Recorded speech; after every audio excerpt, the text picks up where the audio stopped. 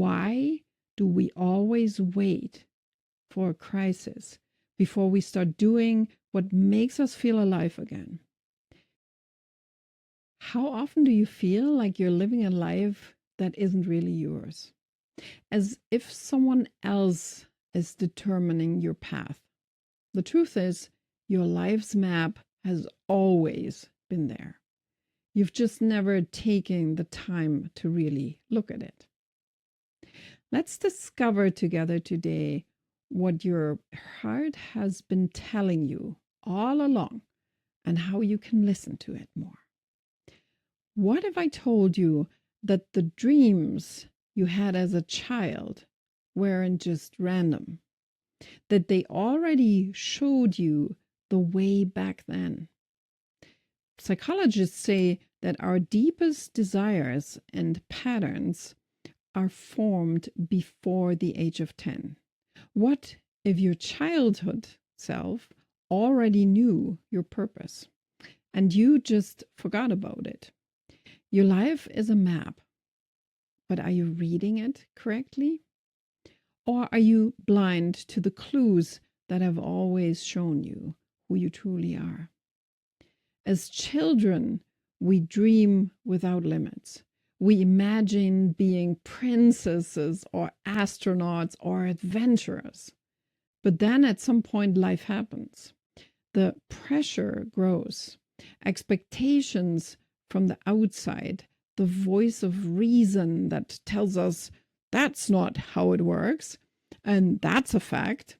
And we adapt, and we lose touch with our inner map. I still remember myself as a little girl. Even before I started school, I began reading. In elementary school, I devoured books. Up to 20 per week. My mom was not always happy because every Saturday we left the library with a huge stack of books. I read to dream, to escape, to lose myself in other worlds. Books were my protection, my retreat, my safe haven. I wasn't consciously aware of that, but at some point I stopped writing my own stories. I started living the stories of others, relationships that suffocated me, people who hurt my soul. I didn't realize that. I was living the story of others, while my inner child kept retreating further and further into the world of books.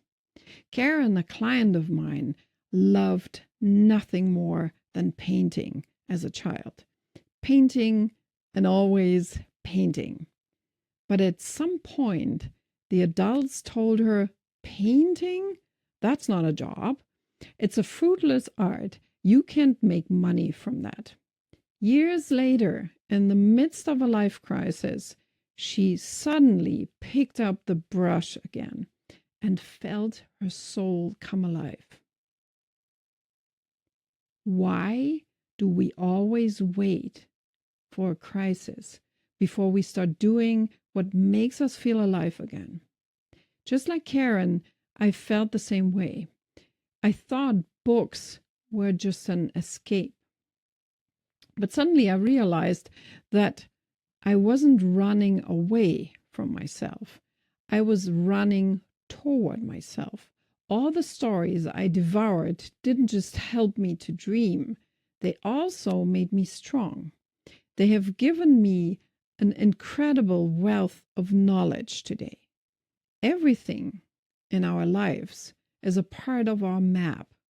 The books were an escape, and at the same time, they allowed me to grow and develop. Every step, every experience, every broken heart, all of these are points on your map. And when you connect these points, these dots, a path emerges, your path. Today I know that. Today I don't read to escape anymore. Today I read to educate myself, to better understand myself. That is the power that lies within my own story. Back then, I felt lost, as if I couldn't find the compass of my life. Today I know my inner child had shown me the way, but I had looked away. Now I am no longer the little girl who has to run away. I am the woman who lives her purpose. How can you decipher your life's map? These are 3 steps that can help you, that helped me. Draw a long line on a sheet of paper from top to bottom. Divide the line into decades, 0 to 10, 10 to 20, 20 to 30, and so on. Write down the most important memories from each decade. Think about feelings as well. Look for patterns that repeat themselves. The second exercise that helped me so much was consider which passions from your childhood still accompany you today, and which have you perhaps long forgotten. And then you can write a letter. That's my last tip. Imagine you are 80 years old. What would your future self advise you? Can they recognize your purpose and give you maybe piece of advice? It was these exercises that changed so much for me. Suddenly I saw the patterns, the books, the escape, the search for inner peace.